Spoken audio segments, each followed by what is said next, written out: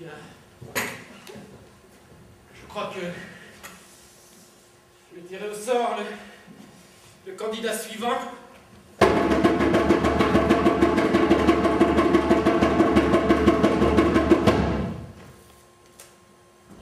Monsieur Van Brick. Ouais, c'est moi. J'arrive. N'ayez pas peur, monsieur Van Brick, venez nous rejoindre.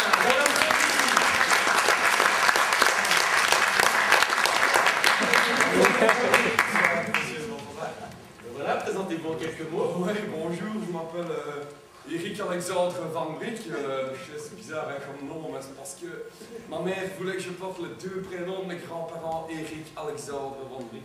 Voilà. Je suis ouvrier, hein, j'ai pas souvent l'occasion de voyager, tu sais, tout ça. Alors je me suis dit, je vais aller en Grèce antique, tu sais, voir le Panthéon, le bazar. Le Parthénon, vous voulez dire. Oui, c'est ça. Eh bien voilà une demande respectable. Dirigez-vous vers la machine, monsieur Van Brick. En machine. Et tenez, voici la télécommande. Ah, oui. Vous connaissez tout ce fonctionnement maintenant. Petite chose dans le banane. Merci. Je peux prendre l'appareil photo Mais bien sûr, et tâchez de nous ramener les plus beaux clichés d'antiquité. Ça va, d'accord. Prenez place, monsieur Van Brick. Oui, salut. Hein. Bon voyage. Et voilà parti dans l'Antiquité. Hercule, ses 12 travaux, Achille et Socrate.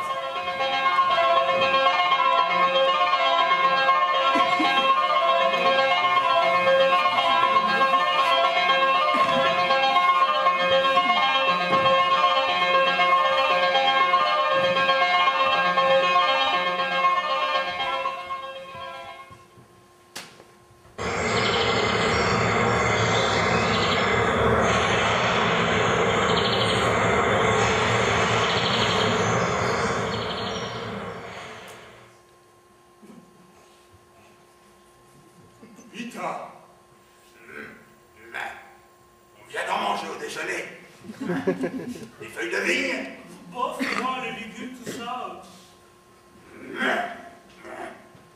Un petit agneau alors. À la broche. Moi, la graisse. Alors, jeûnons. Nous remplirons nos estomacs de pensées bien ajustées. Ouais.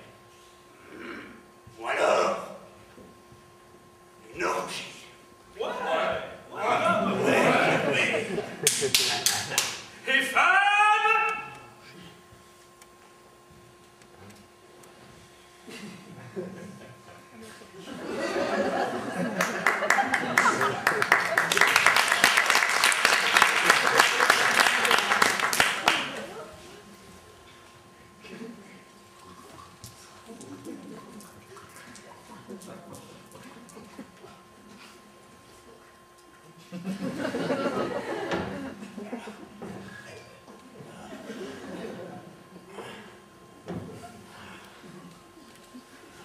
Parfois, lorsque je jouis de plaisirs gastronomiques, je ne puis m'empêcher de penser qu'il fut une époque jadis où nul ne pouvait s'adonner au plaisir de la déglutition.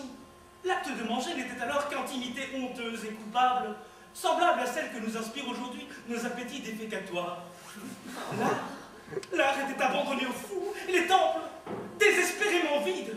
Rendez-vous compte, sans goût. La vie est telle un oiseau sans yeux. Heureusement, vint un jour une nuit, comme jamais nulle créature n'avait jamais vécu. Les ténèbres, l'obscurité, la noirceur de la lune elle-même laissaient présager un immense bouleversement. Et c'est dans la couche d'une jeune esclave à la peau cuivrée, lorsque la lune se tint de roux, que ce changement allait trouver sa source. Elle mit en effet au monde sans aucune joie, car, à l'époque, le fait d'ajouter une vie à l'univers n'inspirait qu'indifférence, voire mépris. Elle mit au monde, disais-je, un jeune héros. Ce jeune héros grandit très vite. Il n'était pas bien intelligent, mais il faut souligner qu'en ce temps-là, les subtilités de l'esprit étaient loin d'être plébiscitées comme elles le sont aujourd'hui. Enfin, je ne voudrais troubler votre si bon et si réjouissant appétit par des discours trop longs tels que ceux avec lesquels Pompée peut parfois nous appesantir.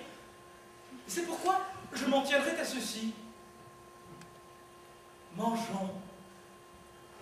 Mangeons gaiement, mangeons encore et mangeons le cœur léger. Sachons que c'est ainsi que l'homme accomplit sa destinée. Ah, et vous avez raison, mon brave Hector, fils de Protor et petit-fils de Galator. Oh, je me souviens du temps où j'étais à l'armée.